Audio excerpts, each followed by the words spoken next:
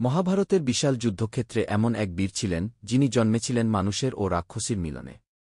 যার জীবন যেমন রহস্যময় তেমনি মৃত্যু ছিল এক মহাবলিদান। তিনি হলেন ভীম পুত্র ঘটোৎকচ।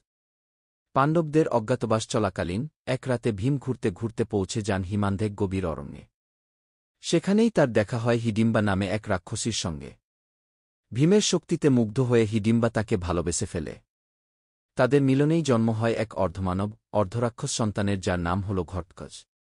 ঘটোৎকচ বড় হয় রাক্ষস সমাজে, কিন্তু তার হৃদয় ছিল পাণ্ডবদের জন্য নিবেদিত। তার ছিল আকাশে উড়বার শক্তি, মায়াবী রূপ পরিবর্তনের ক্ষমতা, আর এক বিশাল শরীর, যা যুদ্ধক্ষেত্রে ছিল আতঙ্কের নাম। কিন্তু প্রকৃত গৌরব আসে কুরুক্ষেত্র যুদ্ধে। যুদ্ধের এক রাতের সময়, যখন কৌরবদের একে একে সব অস্ত্র ব্যর্থ হচ্ছিল, তখন ঘটনাস্থলে প্রবেশ করেন ঘটোৎকচ। তার মায়াবী শক্তি ও ভয়ঙ্কর আক্রমণে কৌরব শিবিরে নেমে আসে হাহাকার।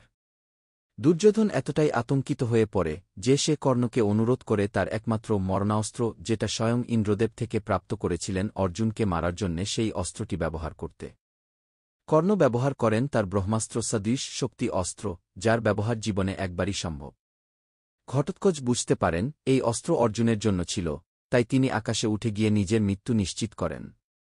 কিন্তু সেই সঙ্গে রক্ষা করেন অর্জুনকে। এক অদ্বিতীয় আত্মবিসর্জন। আজও মহাভারতের এই বীরকে স্মরণ করা হয় আত্মত্যাগের প্রতীক হিসেবে। ঘটোৎকচ ছিলেন না কেবল একজন যোদ্ধা, তিনি ছিলেন এক মহান রক্ষক।